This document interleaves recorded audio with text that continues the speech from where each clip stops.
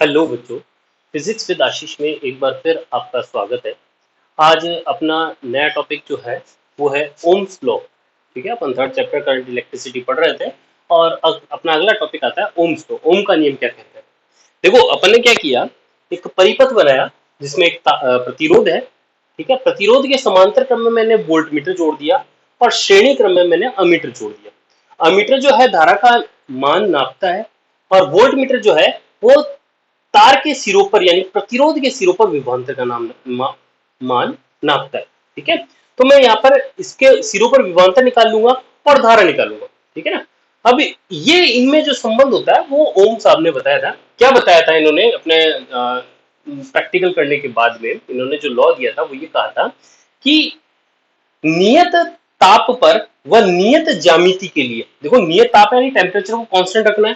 ठीक है, इस डायग्राम के लिए नियत ताप पर और नियत ज्यामिति पर, ज्यामिति का मतलब क्या होता है, वो हो सकता है उस तार की लंबाई हो, उसका आयतन हो, उसका क्षेत्रफल हो, इनके साथ छेड़छाड़ नहीं करनी है।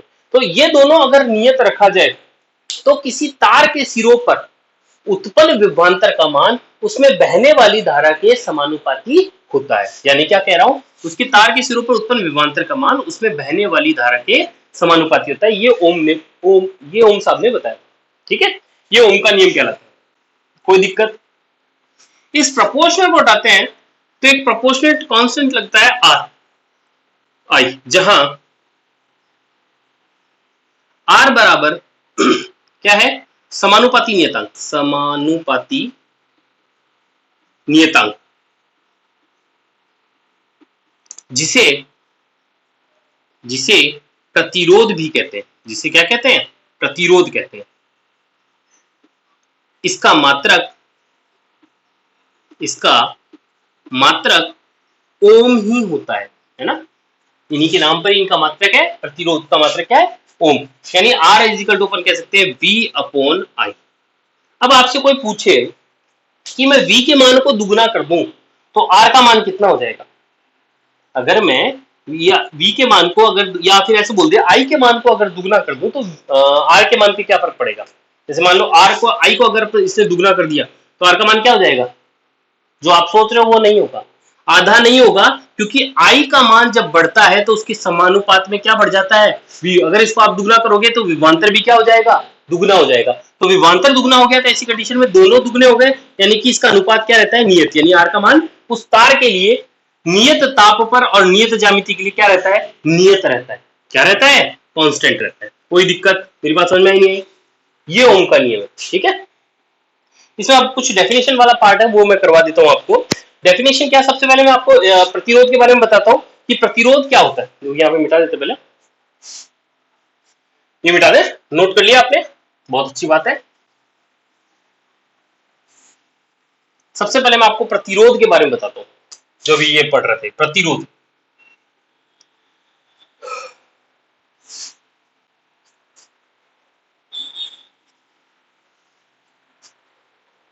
प्रतिरोध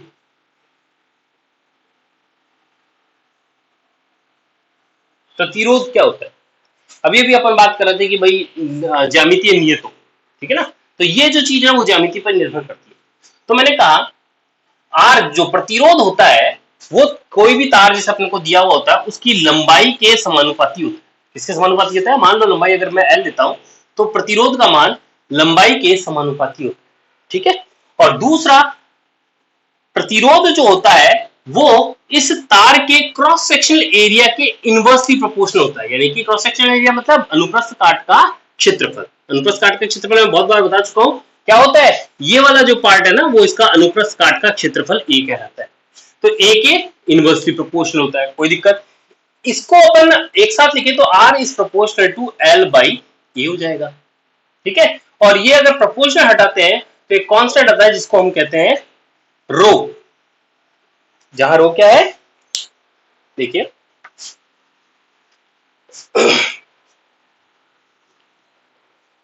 जहां रो एक समानुपाती नियतांक है, समानुपाती नियतांक है जिसे विशिष्ट प्रतिरोध जिसे विशिष्ट प्रतिरोध या प्रतिरोधकता कहते हैं, प्रतिरोधकता कहते हैं, स्पेसिफिक रेजिस्टेंस या रेजिस्टिविटी कहते हैं। इसका क्या नाम है? विशिष्ट प्रतिरोध, यानी स्पेसिफिक रेजिस्टेंस और प्रतिरोधकता एक ही बात है, दोनों एक ही चीज है। क्या? रेजिस्टिविटी, ठीक है ना। ये रो, कोई दिक्कत? अगर मैं रो का मात्रक निकालना चाहूं तो रो बराबर इस फॉर्मूले से क्या लिख सकता हूं? आर ए अपॉन एल लिख सकता हूं। अब इसका मात्रक अगर कैलकुलेट करें अपन, R is equal to ohm, A is equal to metre square और डिवाइडेड बाई क्या हो जाएगा? मीटर। मीटर से मीटर कट गया, यानी इसका मात्रक जो होगा वो रो का मात्रक क्या होगा? Ohm into metre. कोई दिक्कत? याद रह जाएगी बात। प्रतिरोध का मात्रक तो ओम होता है और प्रतिरोधकता का मात्रक क्या होता है? ओम इंटू मीटर होता है। बोलो याद रखोगे क्या? बहुत अच्छी बात है, नोट कर लो। इसके बाद में मैं आपको पढ़ाऊंगा कंडक्टेंस। पहले पढ़ा देते हैं आपको कंडक्टेंस। देखो क्या पढ़ाते हैं अपन? कंडक्टेंस। कंडक्टेंस, कंडक्टेंस यानी क्या? चालकता। कंडक्टेंस मतलब चालकता। चालकता किसे कहते हैं भाई? चालकता को मैं सी से रिप्रेजेंट कर रहा हूं और ये प्रतिरोध का व्युत्क्रम होती है। चालकता क्या होती है? प्रतिरोध का रेसिप्रोकल, उल्टा। प्रतिरोध के उल्टे को अपन क्या बोलते हैं? कंडक्टिविटी बोलते हैं, ठीक है। याद रखिएगा, कोई डेफिनेशन आपसे कोई नहीं पूछने वाला ये, लेकिन आपको ध्यान में होना चाहिए क्या होता है। इसका मात्रक बोले तो आप इसका मात्रक बोल सकते हो कंडक्टिविटी का महो, यानी स्पेलिंग। ओम की स्पेलिंग को अपन ने क्या कर दिया? उल्टा, MHO, महो। क्या कहते हैं अपन? महो। या फिर आप लिख सकते हो ओम इनवर्स, ओम इनवर्स। कोई दिक्कत? ये इसका मात्रक हो जाएगा। याद रख लेना, कोई पूछेगा नहीं आपसे, लेकिन आपको पता होना चाहिए, ठीक है। इसके बाद में एक और डेफिनेशन आपको बता देता हूं कंडक्टिविटी की। किसकी? देखो कंडक्टिविटी की डेफिनेशन और देख लेते हैं।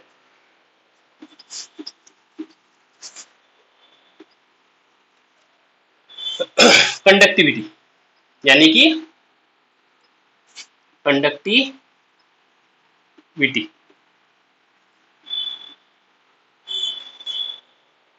कंडक्टिविटी किसे कहते हैं? मैंने कहा रेजिस्टिविटी के रेसिप्रोकल को अपन क्या बोलते हैं? कंडक्टिविटी बोलते हैं। यानी कंडक्टिविटी को अगर मैं सिग्मा से रिप्रेजेंट करूं तो sigma is equal to 1 upon rho होता है। सिग्मा इज इक्वल टू क्या हो जाएगा? 1 अपॉन रो। कोई दिक्कत? Sigma is equal to 1 upon rho. अगर इसका मात्रक बोले तो इसका मात्रक सिग्मा इज इक्वल टू क्या हो जाएगा? ओम। क्या होता है इसका मात्रक? Ohm inverse metre inverse. इसका मात्रक क्या हो जाएगा? Ohm inverse metre inverse. या फिर इसको ऐसे लिखते हो महो मीटर इनवर्स। महो पर मीटर भी लिख सकते हो महो पर मीटर। कोई दिक्कत? ये इसका मात्रक हो जाएगा, ठीक है। ये अभी अपन ने डेफिनेशन वाला पोर्शन देखा। अब देखो एक बार फटाफट से इसको नोट कर लो आप लोग।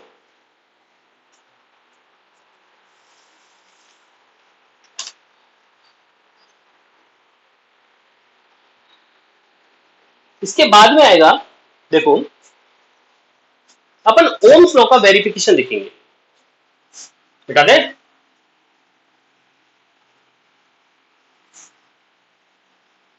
Verification, derivation and verification of Ohm's law.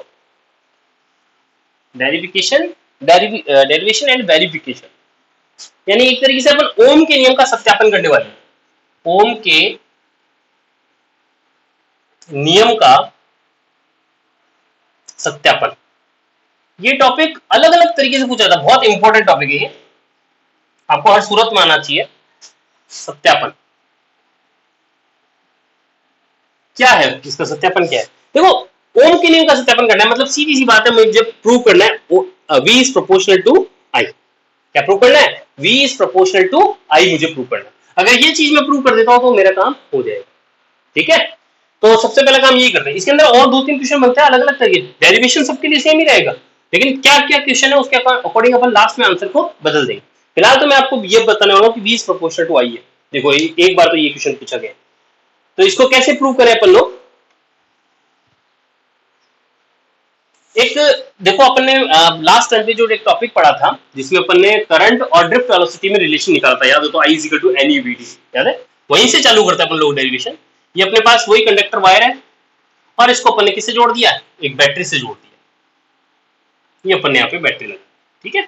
इसके सिरों पर विभवांतर का मान v है, इसकी लंबाई l है, इसमें जो इलेक्ट्रॉन है प्रति एकांक आयतन वो स्मॉल n है, इलेक्ट्रॉन्स की जो स्पीड है वो vd या ड्रिफ्ट वेलोसिटी vd है, ठीक है। और वो किस तरफ मूव करेगा, जहां इलेक्ट्रिक फील्ड लगा रखा है उसके ऑपोजिट डायरेक्शन में मूव करेगा, किस स्पीड से, vd से। इलेक्ट्रिक फील्ड की डायरेक्शन पॉजिटिव टू नेगेटिव होती है, तो ये इलेक्ट्रिक फील्ड की डायरेक्शन होगी, कोई दिक्कत। इसका क्रॉस सेक्शन एरिया a है, ठीक है। इसमें प्रवाहित होने वाली धारा I, ठीक है। ये हमको ये सारी चीज गिवन, वहां पर भी अपन ने इस चीज को अपन ने क्या किया था, वर्ड्स में कन्वर्ट किया था, मतलब ये जो चीज लिखी हुई है इसको आप वर्ड्स में आराम से कन्वर्ट कर सकते हैं। हमारे पास एक वायर है, मोटा वायर है, जिसका क्रॉस सेक्शन एरिया a है, अनुप्रस्थ काट का क्षेत्रफल a है और उसकी लंबाई l है। उसको हमने v वोल्ट की एक बैटरी से जोड़ दिया, जिसके कारण इस मोटे वायर के सिरों पर विभवांतर का मान v उत्पन्न होता है। इस पर आरोपित विद्युत क्षेत्र के कारण इसमें इलेक्ट्रॉन का प्रवाह होता है, जो कि विद्युत क्षेत्र के विपरीत होता है। इस अपने पास जो टुकड़ा है, चालक तार का जो टुकड़ा है, उस चालक तार में प्रति एकांक आयतन स्मॉल n क्या है, प्रति एकांक आयतन इलेक्ट्रॉनों की संख्या स्मॉल n है, ठीक है। ये इतनी बात आप लिखने के बाद में आप लिखोगे सीधा हम जानते। देखो आप अगर डायग्राम बना लेते हो ना अच्छे तरीके से, तो फिर आप उसको आराम से लिख सकते हो। भाई जो आपको डायग्राम में दिख रहा है, फिर वो आप लोग उसको लैंग्वेज में कन्वर्ट कर सकते हो। तो ये कोई बहुत बड़ी बात नहीं है, आप आराम से कर सकते हो। बस आप पहले हाथ से डायग्राम बनाने की कोशिश करें, ठीक है। डायग्राम अगर आपने हाथ से बना लिया, उसके बाद में आपके लिए सारा काम, थ्योरेटिकल काम जो है वो इजी हो जाए, ठीक है। अब डेरिवेशन वाला पार्ट है, वो हम एक बार प्रैक्टिस हाथ से करके देखेंगे तो हमारा हो जाएगा। तो देखो हम जानते हैं भाई, क्या जानते हैं भाई, I is equal to N E A we D चाहिए। मेरा ध्यान जो है, मुझे आंसर पता है कि V is proportional to I मुझे प्रूव करना है, तो मैं I लेके आऊंगा और V लेके आऊंगा, कैसे भी करके। फिलहाल तो मैं I लिया है, अरे I is equal to N E A we D, बोलो हाँ या ना। दूसरा मैंने कहा इसे मुझे V चाहिए, V का जो रिलेशन है वो E से होता है, तो मैंने क्या किया, VD पे वैल्यू रख दी। VD का मान, VD बराबर small e capital E tau by M रखने पर, भाई VD का मान होता है, अपन ने निकाला था पहले direct, VD is equal to small e capital E tau by M। उपरोक्त समीकरण में VD बराबर small e capital E tau by M रखने पर आओ रखते हैं, तो I इज इक्वल टू मेरे पास आ जाएगा एन ई ए और VD का मान हो गया small e capital E tau by M। यह सब आप जानते हो। E क्या है, इलेक्ट्रॉन है, charge of electron, capital E विद्युत क्षेत्र है, टो रिलैक्सेशन टाइम यानी कि विश्रांति काल है, और स्मॉल m जो है वो इलेक्ट्रॉन का द्रव्यमान, ठीक है ना। ये सारी चीजें आपको पता है। अब मैंने इसको थोड़ा सा सेट कर लिया, कैसे किया, n e square A E tau by m, इस प्रकार से लिख लिया। लिख सकता हूं, बोलो कोई दिक्कत है, लिख सकते हैं साहब। अब मैंने क्या, मुझे दिख रहा है E आ गया ना, E विद्युत क्षेत्र है, इलेक्ट्रिक फील्ड है, इस E को मैं कन्वर्ट करूंगा पोटेंशियल में। आप सब जानते हो E इज इक्वल टू होता है V अपॉन L, हाँ या ना, बहुत बार बता चुका हूं। अगर आपने शुरुआत वाले वीडियो नहीं देखे तो आप देख ले, तभी आपको ये चीज समझ में आएगी। इस पूरे चैप्टर में देखो, मैं ये अभी आपको जो पढ़ा रहा हूँ पहले चैप्टर से पढ़ा रहा हूँ, किताबों में सीक्वेंस दिया हुआ होता है, उसका एक पैटर्न है, हमको वही फॉलो करना है। ऐसा नहीं है कि मैंने पहले पहला पढ़ा दिया, फिर चौथा पढ़ा दूंगा, फिर पांचवा पढ़ा दूंगा, फिर आठवां पढ़ा दूंगा, फिर इस तरीके से पढ़ने में तुम्हें कोई समझ में नहीं आएगा, क्योंकि हर चैप्टर का एक दूसरे से रिलेशन है, ठीक है ना। अब आप सीधे मान लो लास्ट चैप्टर में पहुंच जाते हो, ठीक है, जा सकते हो, पढ़ा जा सकता है, लेकिन आप लोगों के लिए कहीं ना कहीं दिक्कत आएगी। तो मेरा ये कहना है कि आप लोग पहले चैप्टर से ही पढ़ो, है ना। ऐसा नहीं कि बीच में से कोई 9 चैप्टर उठा लिया, 10 चैप्टर उठा लिया, उठाने कुछ भी उठा लो। मुझे बताओ, एक किताब वालों ने जो किताब छापी है वो दिमागदार आदमी होगा, है ना। ऐसे तो नहीं है कि भाई कोई हर कुछ उठा के लिया। तो ये जो चैप्टर है, मेरी भी आपको यही राय है कि लाइन से करने अपन को, सीक्वेंस से करने, ठीक है। आओ,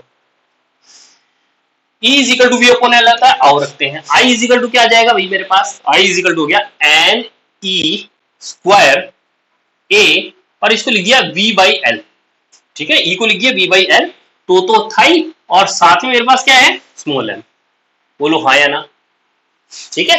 मेरे को तो V is proportional right prove करना है, तो V को मैं एक तरफ रख लेता हूँ, V इज इक्वल टू, अब देखो ये उठ के इधर आ जाएंगे, m इंटू एल, हाँ या ना, m इंटू एल किधर आ गए, इधर आ गए, divided by n e square tau into A, check कर लो मैं कुछ छोड़ तो नहीं गया हूं, और आई तो था ही भाई, एम एल और आई तो आई गया, और एन ई स्क्वायर तो इंटू ए, ठीक है, ये लिख दिया मैंने।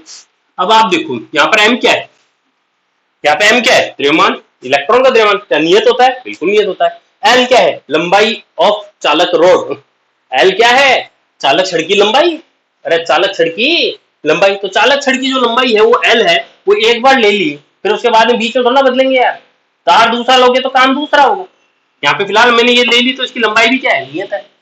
एन, इस लंबाई के अंदर उपस्थित इलेक्ट्रॉनों की संख्या प्रति एकांक आयतन, एकांक आयतन के लिए इलेक्ट्रॉनों की संख्या वो भी नियत होगी भैया। E square charge of electron, तो रिलैक्सेशन टाइम, उसी के अंदर जो इलेक्ट्रॉन जिगजैग पथ में मूव करेंगे उनका औसत समय है वो भी नियत रहेगा। ए, इसका क्रॉस सेक्शन लिया वो भी नियत है। तो यानी कि आप देख सकते हो कि ये जो पूरा वाला पोर्शन है वो नियत है, यानी कि V is proportional to I मेरे पास आ गया।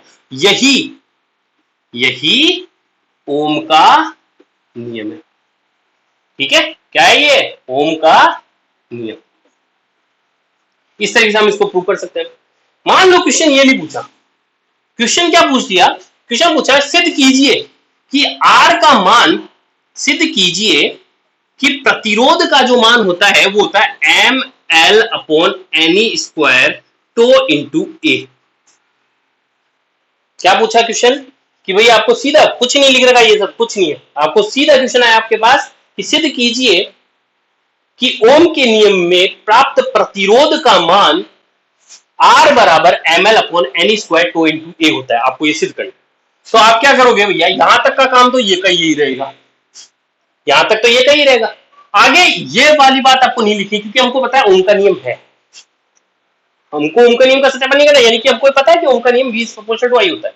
तो आप लिखोगे कि हम जानते हैं ओम के नियम अनुसार, यानी कि आप ये चीज आप पहले नोट कर लेना इसको। अब मैं देखो इसको मिटा रहा हूं, आप यहां पे क्या लिखोगे,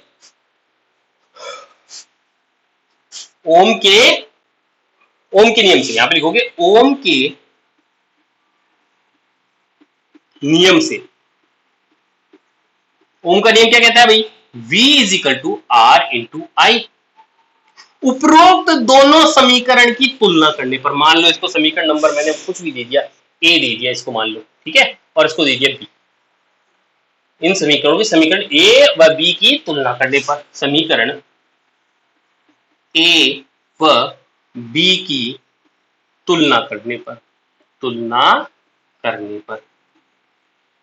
आओ क्या करें, तो आर बराबर मेरे पास ही आ गया, तो मेरे पास सिद्ध हो गया आर बराबर ही होता है, बोलो हाँ या ना। सपोज करो क्वेश्चन ये नहीं है, और अब जो बोलने वाला हूं वो सीबीएसई में बहुत बार पूछा गया है, इंपॉर्टेंट क्वेश्चन सीबीएसई के लिए, क्या कि सिद्ध कीजिए कि ओम के नियम से सिद्ध कीजिए कि प्रतिरोधकता का मान रो बराबर क्या होता है, m upon n e square tau होता है। सिद्ध कीजिए रो बराबर m upon n e square into tau होता है। तो भैया यहां तक का काम तो अपना हो ही चुका है, यहां तक तो ये रहेगा ही। आगे कहो, क्या कहोगे आप कि प्रतिरोध की परिभाषा से, प्रतिरोध की परिभाषा से क्या कहती है भाई, रो बराबर होता है, सॉरी आर बराबर जो होता है रो एल अपॉन ए होता है, ठीक है। तो ये समीकरण होगी एबीसी, और इसको मैंने कह दिया डी, ठीक है। अब यहां पे क्या लिख दोगे, यहाँ पे लिख दोगे समीकरण सी व डी की तुलना करने पर, क्या लिख दोगे भैया, समीकरण सी व समीकरण डी की तुलना करने पर। तो तुलना करने से आपको यही तो रिजल्ट मिलेगा भैया, रो बराबर क्या मिल जाएगा आपको, यही बात तो मिलेगी। अरे हाँ कि ना, ये सिद्ध हो गया, समझ में आया। कितने क्वेश्चन बता दिए मैंने, एक कहा एक तो ओम का नियम, ये तो हो गया पहला क्वेश्चन, फिर प्रतिरोध का मान, फिर ये तीसरा, ये तीनों क्वेश्चन आए हुए अलग अलग साल में, ठीक है ना। एक और क्वेश्चन पूछा गया कि भैया सिद्ध कीजिए कि जे बराबर, ओम के नियम से सिद्ध कीजिए, जे क्या होता है, धारा घनत्व, जे बराबर सिग्मा ई, या ऐसा बोल देता है धारा घनत्व, सिग्मा यानी कंडक्टिविटी, और इलेक्ट्रिक फील्ड, इन तीनों में रिलेशन निकालिए। समझ रहे हो क्या, इन तीनों में संबंध निकालिए, या फिर आप ये J equal to sigma E लिख के पूछना था, इसको सिद्ध कीजिए, ठीक है। आओ इसको सिद्ध करते हैं, कैसे करें, एक बार मिटा देते हैं इसको। वैसे यही है, यहीं से चालू होता है डेरिवेशन तो, लेकिन एक बार थोड़ा सा अपन साफ सुथरा सा काम करते हैं। आओ देखो,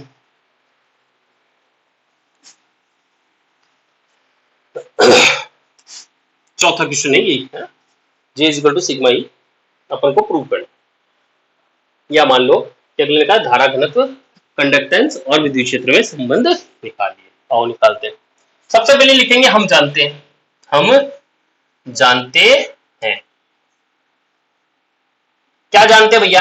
भैया हम जानते हैं कि आई बराबर होता है n e v d, n E A we d, ठीक है। I by A is equal to N e v d, भाई ए नीचे लिया है, ठीक है। आई बाई ए को क्या लिख सकता हूं? जे धारा घनत्व, हम जे बराबर एन ई वी डी, चूंकि जे बराबर होता है आई अपॉन ए, धारा घनत्व की परिभाषा, ठीक है। वीडी बराबर small e capital E tau by M रखने पर, भाई जे आ गया ना, पहले तो मुझे एक तो जे लेके आना था, वो मिल गया। वीडी बराबर small e capital E tau by M रखने पर, वीडी बराबर इतना रखने पर, आओ रखो इस समीकरण में रख दो ये। तो जे का मान क्या है देखना, तो एन ई, और वीडी का मान क्या रख दिया? Small e capital E tau by M, बोलो हाँ, ठीक है। देखो यहाँ पे विद्युत क्षेत्र भी आ गया और जे भी आ गया, दोनों आ गए। तो मैंने लिख दिया जे बराबर n e square tau upon m into E. अरे हाँ कि ना, सही बात है। अब जे बराबर समीकरण नंबर किससे, इसको दे दो डी, इसको दीजिए ई, समीकरण ई से, समीकरण ई से क्या रखे भाई? ये रो बराबर ये है, तो यानी कि इसमें लिख सकता हूं 1 अपॉन रो इंटू ई, ऐसा लिख सकता है। और 1 upon rho is equal to क्या होता है? सिग्मा, जे बराबर सिग्मा ई, क्योंकि 1 अपॉन रो बराबर होता है सिग्मा, या sigma is equal to 1 upon rho के बाद, है ना, लिख सकते हैं। ये आपके पास प्रूव हो जाएगा। ये हो गया चौथा क्वेश्चन, ठीक है, कर लोगे क्या? ये चौथा क्वेश्चन हो गया। तो 4 तरीके से ये टॉपिक आता है वो आपके सामने, ठीक है ना। कोई भी तरीका हर साल पूछा गया, जे बराबर सिग्मा ई बहुत बार पूछा गया, रो बराबर ये पूछा गया, और ओम का नियम पूछा गया है, ठीक है, कर सकते हैं हम लोग। इसके बाद में एक छोटा सा टॉपिक और पढ़ेंगे अपन लोग, क्या? ओमिक डिवाइस और नॉन ओमिक डिवाइस, बता दे इसको, ओमिक डिवाइस और नॉन ओमिक डिवाइस।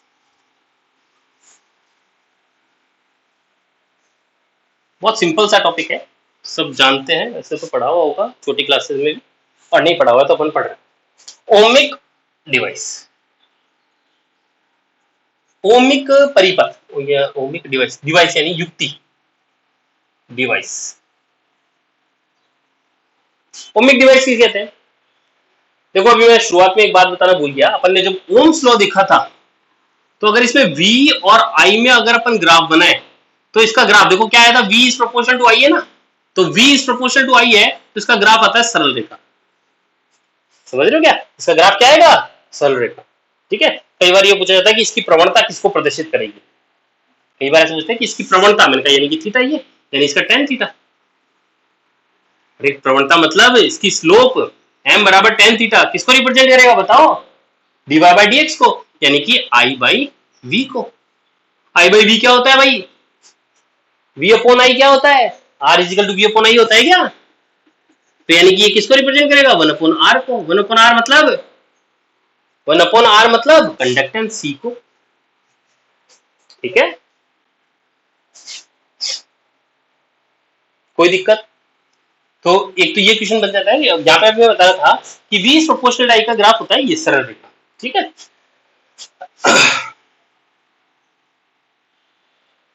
जो युक्ति, ऐसी युक्तियां जिसमें v और I का ग्राफ सरल रेखा प्राप्त होता है, उसे ओमिक डिवाइस कहते हैं। बोलो समझ में आया कि नहीं है? ओमिक डिवाइस किसे कहते हैं? जिसमें v और I में, या v I का एक पर्टिकुलर नाम है, v व I में ग्राफ,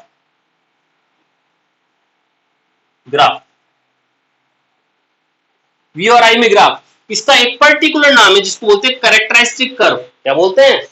कैरेक्टरिस्टिक कर्व। हिंदी में क्या बोलते हैं? करेक्टरिस्टिक कर्व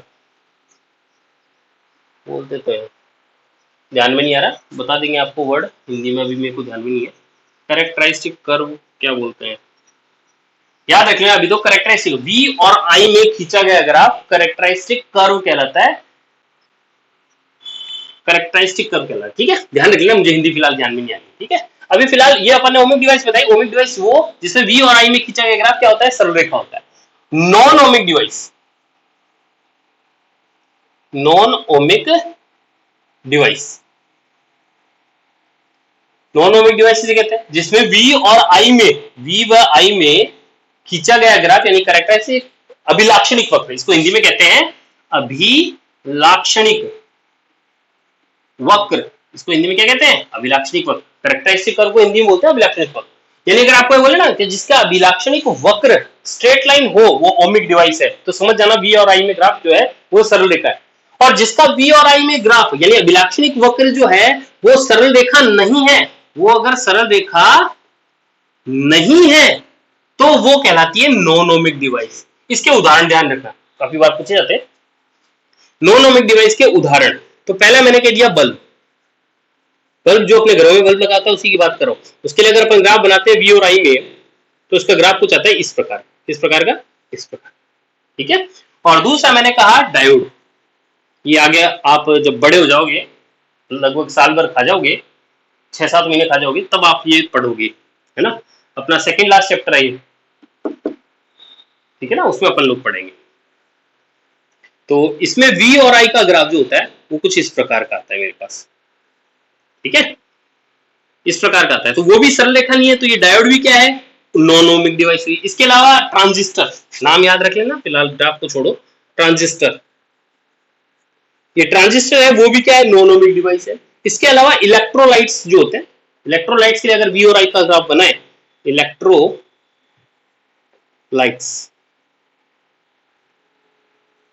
इसके लिए भी V और I का ग्राफ सरल रेखा नहीं आता, तो ये भी क्या है अपने पास, नॉन ओमिक डिवाइस है। ध्यान रखना, ये नॉन ओमिक डिवाइस कौन सी होती है, बल्ब, डायोड, ट्रांजिस्टर, ट्रायोड।